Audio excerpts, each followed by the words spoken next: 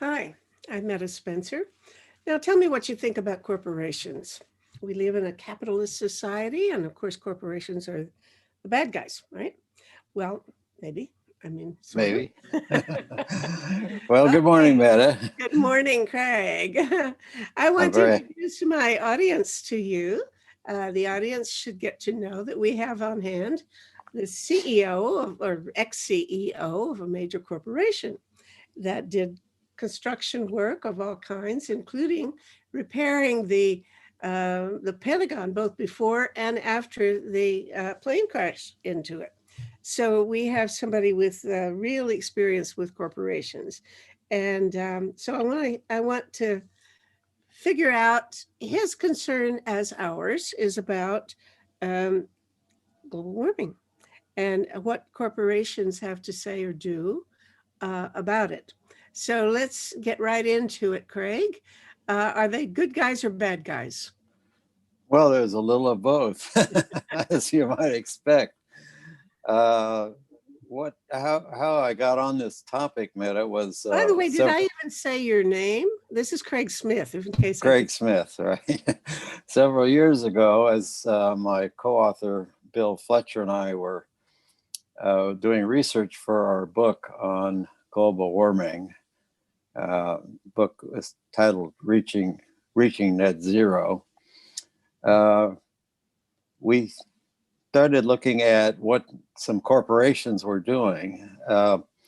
And you have to recall this was a time shortly after our President Trump, soon to be ex-president, had pulled the United States out of the Paris Treaty, which was a very unhappy thing for us.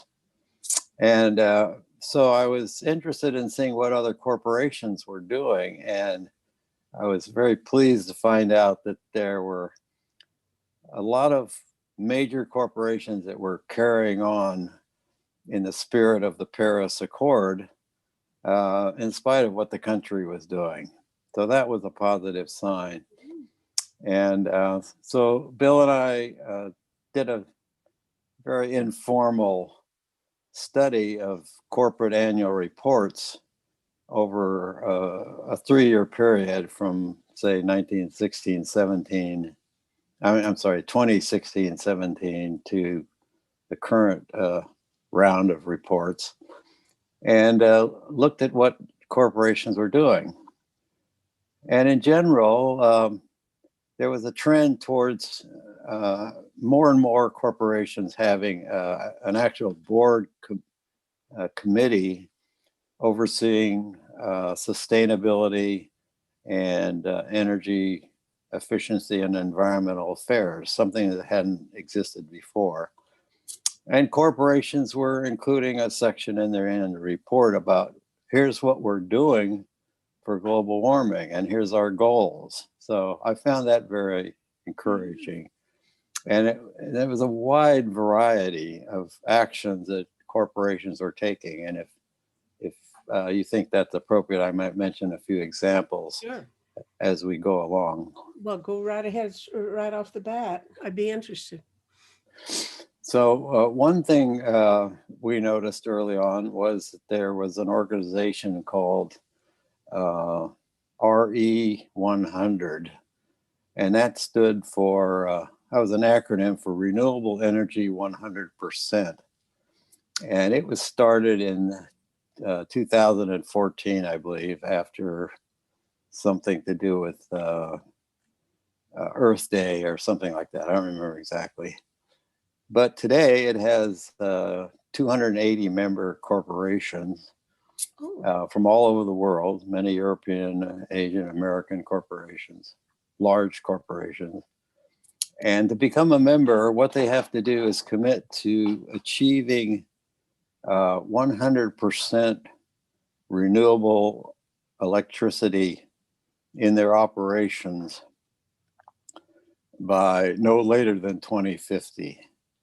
So these are all corporations that have signed up to do that, and they, as part of the deal, they have to provide a public and annual report of progress, and so it's a real commitment, in other words.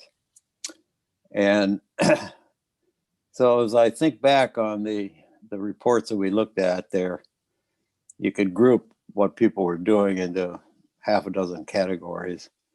Some of the obvious ones: improving energy use efficiency in facilities and buildings, uh, increasing renewable energy use, reducing greenhouse gas emissions. And then it got off into some other things: transportation, uh, increasing the use of electric vehicles, providing charging stations, uh, investing in wind and solar projects, uh, using purchasing power. This is kind of an interesting one, particularly in an area that you're interested in. I think about agriculture, sustainable agriculture, deforestation. Some of the big paper companies, Kimberly Clark Paper and uh, what would you call it? Not pharmaceuticals, but Procter and Gamble, Unilever, people that make soap and things of that sort that use palm oil, and big food companies like Archer Daniels, Midlands. Um, they've committed to 100% renewable electricity. I think Archer Daniels claims they have all their European facilities are 100% renewable electricity now. Now, already? Yeah, that's what I believe. That's correct. Yeah, in Europe. Well, they must have Uh, some access to their own stuff, because I don't think there are any governments that provide entirely renewable yet, do they? I mean, if you are on the grid at all, you're going to get some mixture of renewable and non-renewable, right? right. You get a mixture, and that's what the companies do. Are typically, utilities have a different rate for renewable energy. So I'm not sure about exactly how it works in Europe, but here, if you sign up to buy renewable energy, you pay more.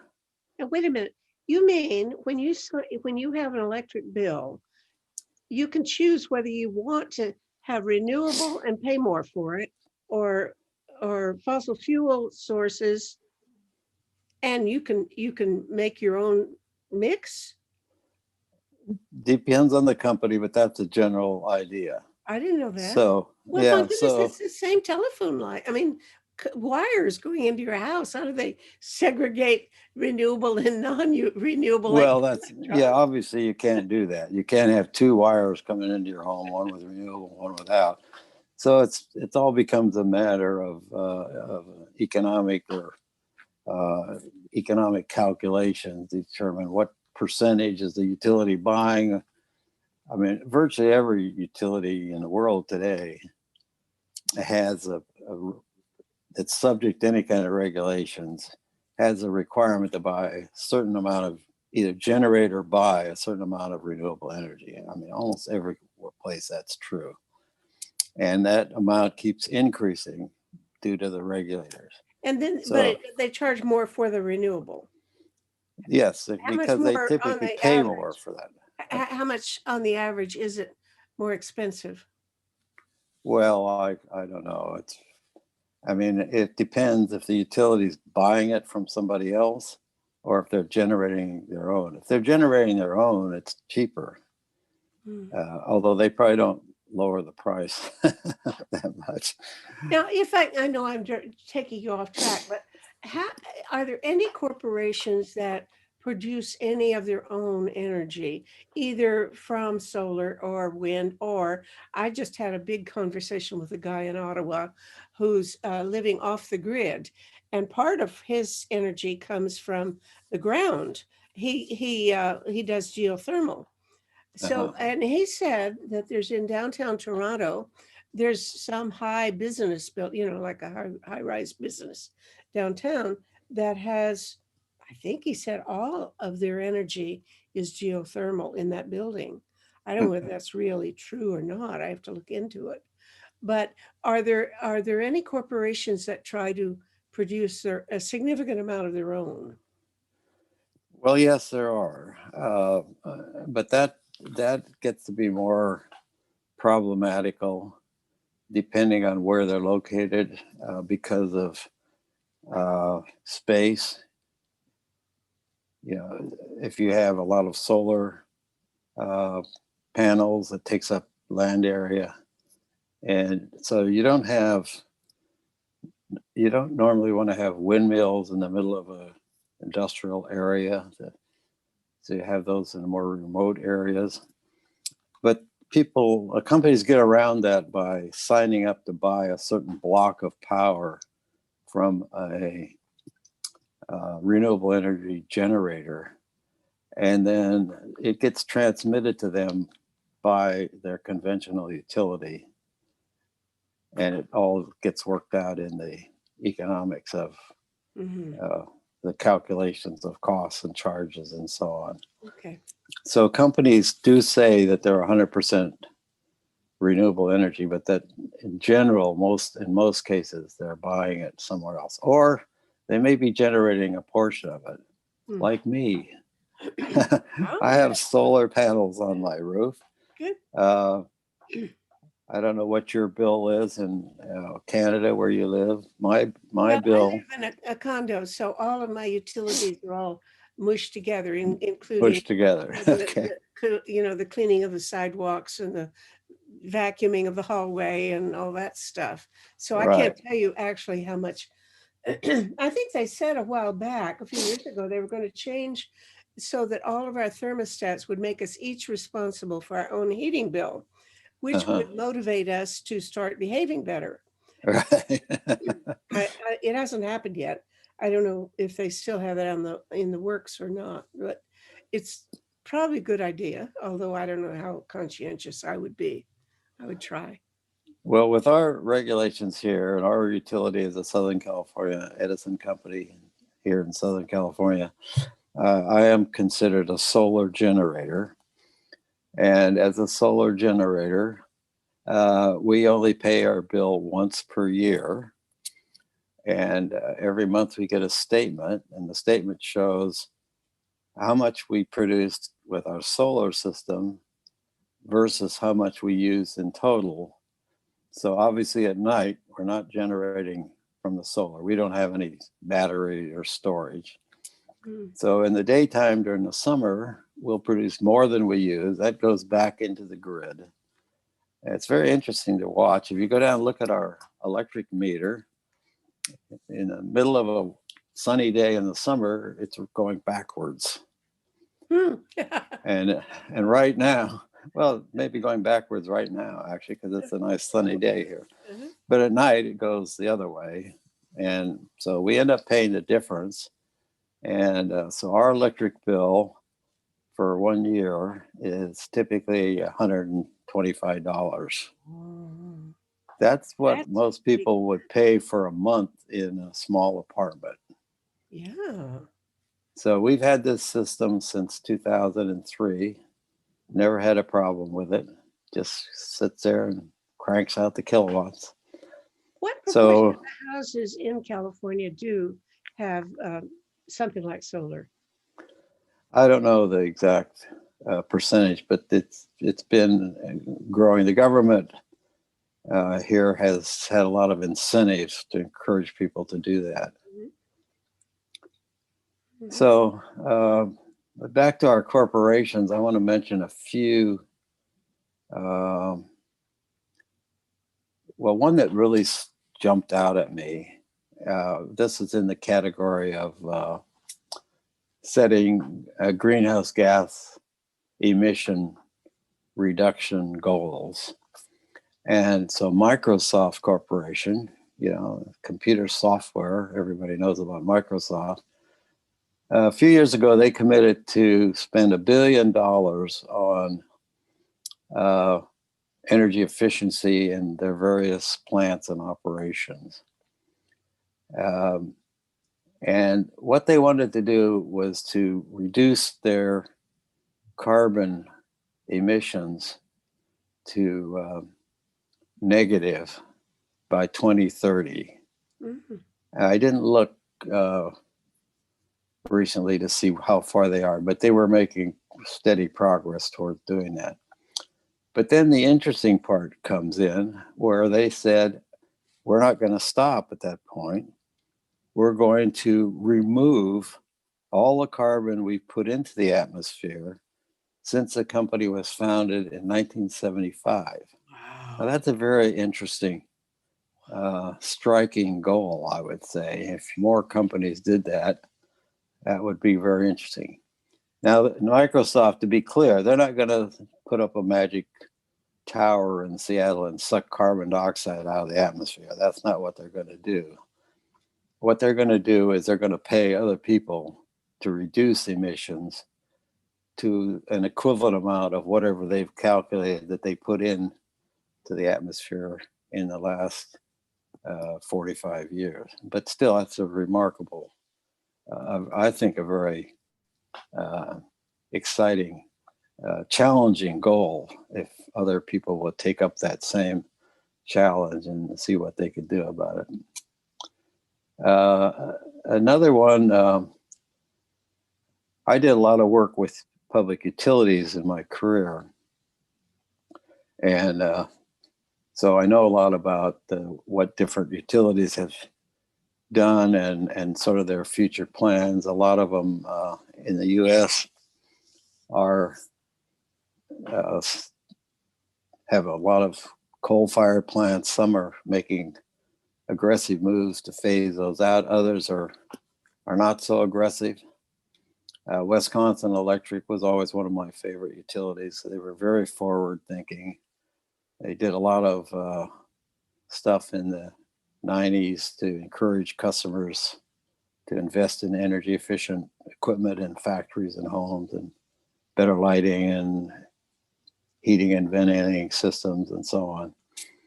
And they've retired about 40% of their coal-fired power plants in Wisconsin. And they have a goal of reducing their greenhouse gas emissions by 40% here in the near term, and investing about $1 billion in additional renewable energy generation plants, wind and solar. They've already invested a considerable amount.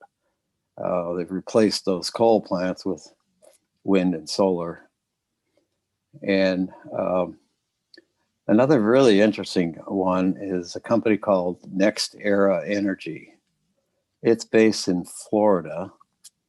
It actually today owns Florida Power and Light, which is an old-time, long, large main utility in the southeastern United States. Florida Power and Light has a lot of nuclear generation, which counts as a non-carbon source right now, of course. But Next Era has been focused entirely on solar and wind plants, raising money and building these plants, in some cases financing half a plant, say, and being able to market the energy generated. So these are creating new plants. Yes, these are all new plants. Okay. And so not new nuclear plants then.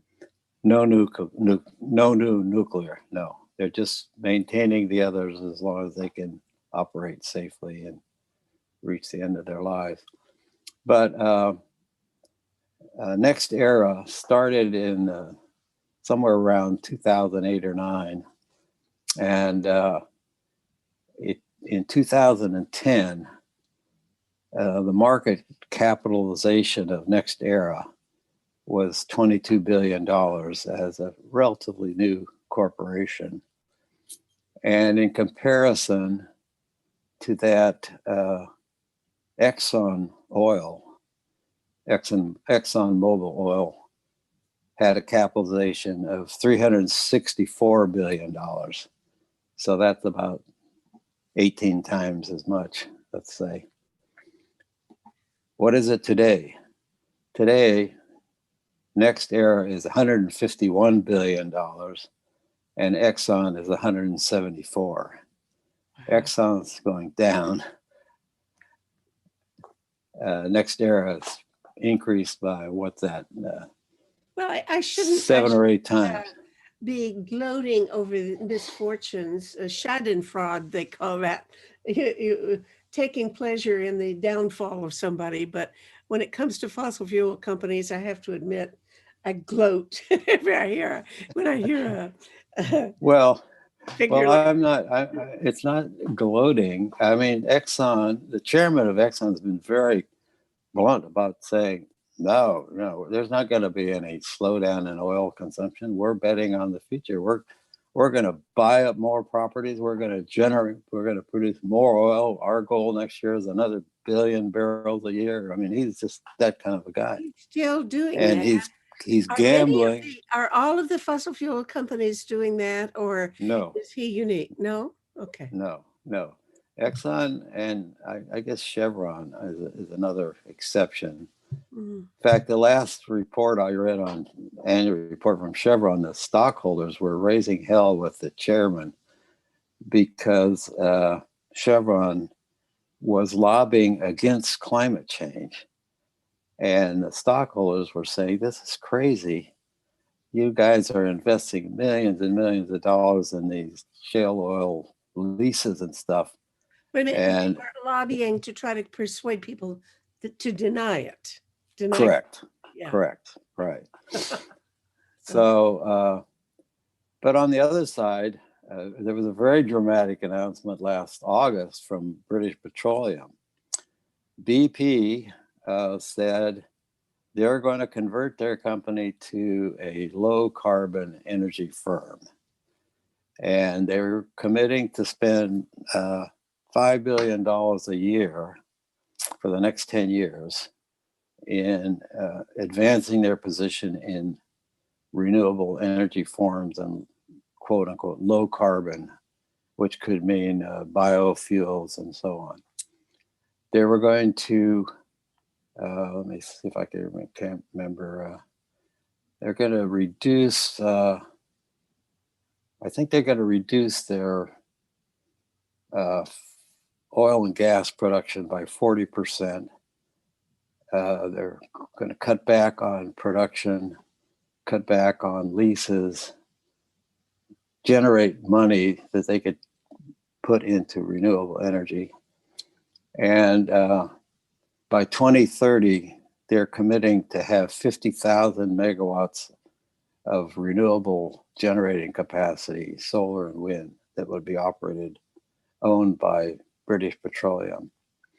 And also, they apparently have about 5,000 or 10,000 electric vehicle charging stations. I don't know where these are. These may be in Britain or Europe. I don't know. But they're planning to increase that to 70,000 charging stations, which would no doubt use their renewable electricity for electric vehicles. Which gives me a question. I know that I've heard that Biden's plan includes a lot of installation of charging stations for electric vehicles. Yes. But I wonder how that's going to be done. Is he going to do something like encourage BP to do it, or what? It's not going to be a government-run operation, presumably. Do you know how they would try to increase the number of these charging stations around the? No, I don't know that. I've read the outline of his plan, but it was not specific about how that would be done. Uh-huh. Okay. It's interesting. Tesla hasn't built a lot of charging stations around. I know in California, I don't know how much outside of California, but my son bought a Tesla vehicle a couple of years ago. At the time he bought the car, the use of the Tesla charging stations was free to the car owner. So he goes on a trip, he plans a trip. In the car, they have a GPS system and it shows you where every charging station is located. So he plans a trip with his kids. That was before the COVID anyway, not going anywhere now. And they would go somewhere and they would plan their their stops where there was a charging station. So they'd stop somewhere and have lunch while the car was charging. Well, today, if you buy a Tesla, you get all that same information, but you don't get the charge for free now. You have to pay Tesla for it. So it's a moneymaker. Okay, And so how much is it? How expensive is it to run an electric vehicle with Tesla charging as compared with gasoline? well, I did. I looked at that a while back, and I don't remember exactly the number. I think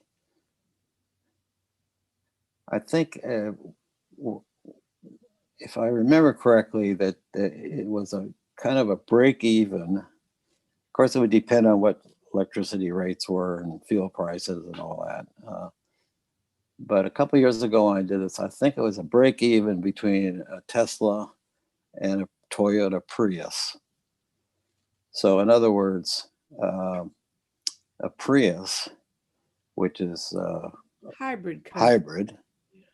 gets about 50 miles per gallon. The costs of operating it were about the same, as I recall. Okay. Yeah. So, but obviously, the gasoline prices are low now. I don't know where it would end up, but in the long haul, I think we'll find electric vehicles are going to be cheaper. Mm-hmm. Okay, that's good to know. I'm delighted to hear it. We don't have many around here as far as I know, although I did do a show with a friend of mine.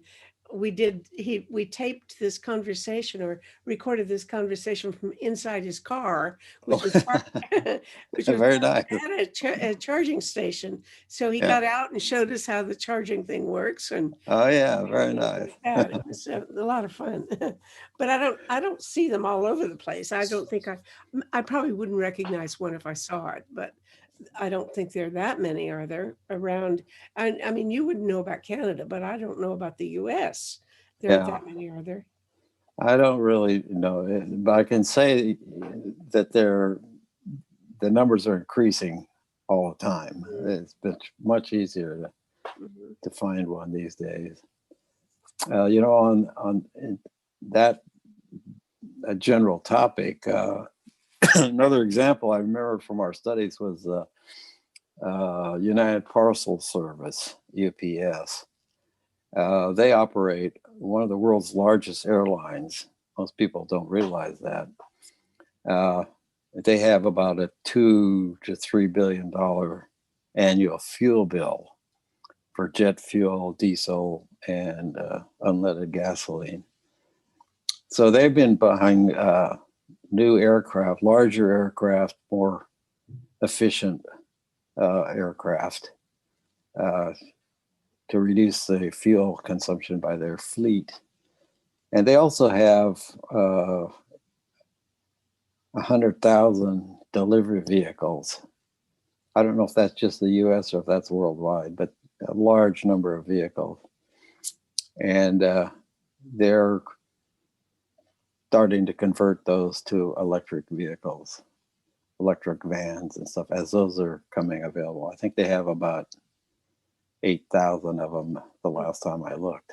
So they have a long ways to go. But in terms of transportation, that's another example of somebody that's looking ahead and making a commitment. Well, that's another question for me. I don't think I've seen any great breakthroughs, but airlines, I would think, would be the real problem about converting to. You can't make an electric airplane.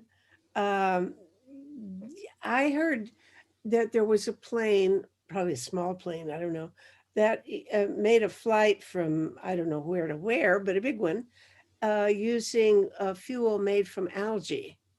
Mm-hmm. So if you could have bio sources of fuel, maybe that's it wouldn't be carbon negative, but it might be carbon equal or something. Yeah. Yeah.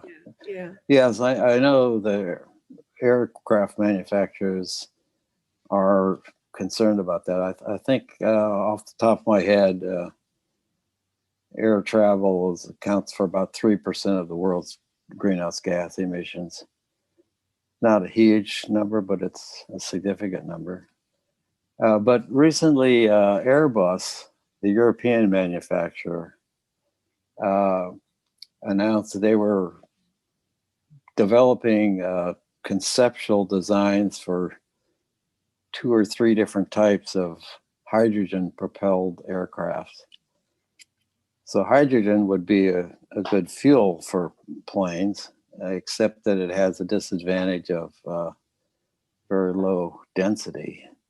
So you have to find a way to store enough fuel as hydrogen on a plane. And it requires a different type of plane design, and you have to have it compressed.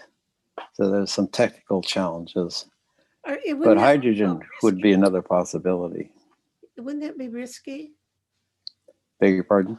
Risky, the hydrogen fuel. No, you It you don't was, you don't see it as a danger. well, it's risky. Yes. No, you're right about that. It has some problems. Very explosive and flammable. I mean, we all remember, or maybe we don't all, but some of us remember the Hindenburg disaster. But there's our hydrogen fuel cells being used today in buses as a source of power. So Mm-hmm. Well, I I guess know if there's been a lot of work for many decades over trying to come up with workable hydrogen fuel cells. yeah. Now, when Kofi Annan was the UN Secretary General, he started something called the Global Compact. You know about that? He created sort of a voluntary pledge that corporations could take to promote sustainability and to they have some principles or rules that they agree to. And as of now, I think there are over 150 companies that belong Mhm. to that. It sounds to me like something like the thing you described earlier on, an organization that gets companies to sign up and take a pledge, so to speak.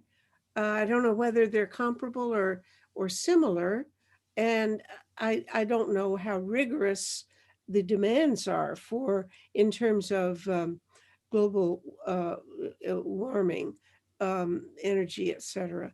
But I think their focus was more generally on sustainability, and now on the Sustainable Development Goals, SDGs. So the companies that sign on to that promise to adhere to certain practices. But I wonder if that has any real influence in the corporate world. Companies know about that or care about signing on. Don't know. That I don't know anything about. It's very interesting. I'll have to look into that. Yeah. We put that on as one of the planks in our platform for survival. Okay, I'll look there. Corporations, I saw your planks. Very interesting. yeah. Yeah. And we probably should have put in more of a reference where people could find out more about the global compact, I think it's called. It was actually he set it up to run in his office. I think he gave him a corner of his office and said, "Get this thing going." Uh, Hmm. and now it must be much more of an operation. But you know, I think a lot of us, old lefties are. My friends, half of them are old lefties. I'm not exactly myself, but never was really. But um, there's a lot of skepticism about corporations in general. And I have the skepticism of feeling that, a corporation is anything but democratic. It's certainly not publicly accountable in a way that a government agency or, um, many other, NGOs and so on would be more accountable to the public. So in general, I think I don't have anything against. I think actually the market economy has a lot to say for it, but I really think there ought to be more. arrangement to have things like the board of directors include people brought in from various sectors like the environment or the health or consumers, or, there ought to be people required to be appointed, a certain number of them on the board of directors of every corporation to make sure that they're looking after the public well-being interests. I know that's crazy, but that No, would. I don't think that's crazy, Metta. I recall about a year ago, there was an issue of Forbes magazine that listed 300 or 400 corporations, and they sorted them all by about a half a dozen criteria. The things you just named, for example, customer care, staff care, diversity, environmental, sustainability. They gave all of them a rating, and the top 100 or so. I mean, a number of these companies I mentioned just earlier were in the top 20 in environmental ratings by Forbes magazine.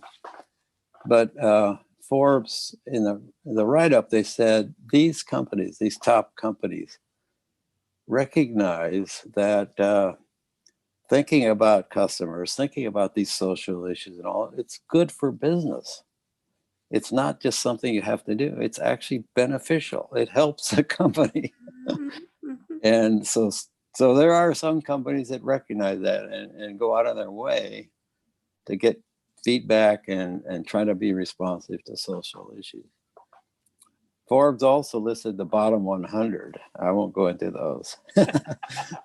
But I have mentioned at least one of them in my talk today. and they were ones that, damn the torpedoes, we got a balance sheet, we're going to make money, the rest doesn't matter. That's all our stockholders care about, is making money.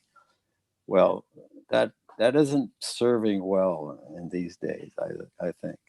So there's hope there. I'm glad to know that Forbes is on my side. I wouldn't have known that. If you're interested, I can send you the reference to that particular okay. magazine. About 10, 12 years ago, I spent the winter in Berkeley just for fun. I hadn't been back for ages.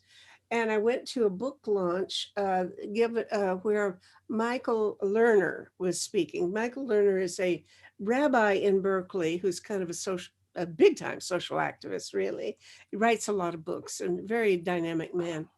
And he had a book called The Left Hand of God. And he was trying to talk about all the reforms that are necessary in. Is this mine? Oh, stop it. How do I turn this to? Somebody's after you. Stop it. I don't know how to turn it off. Okay, I missed it. Well, anyway, good. I'll take that out. Anyway, where was that? He was talking about the reforms that need to be made in capitalism, really. And one of them was his notion that every corporation over a certain size will, I guess they do have a charter or something, and that it should be something that every 5 or 10 years you have to review it, and there is a public inquiry or something like that to pass to make sure that they're doing socially responsible things. And if they behave very, very well, they get their charter to keep going. And if not, the charter could be assigned to some other corporation or something. Um, I I went up to him afterward and I said, well, no, my own analysis would be, my own preference would be to put accountable people on the boards of directors. And so we had a little dispute as to which solution would go farther. I don't know. What do you think about this idea of having renewable charters or something for corporations? Does that make sense? It does. Yeah, that's an interesting idea. I haven't heard of that before, but okay.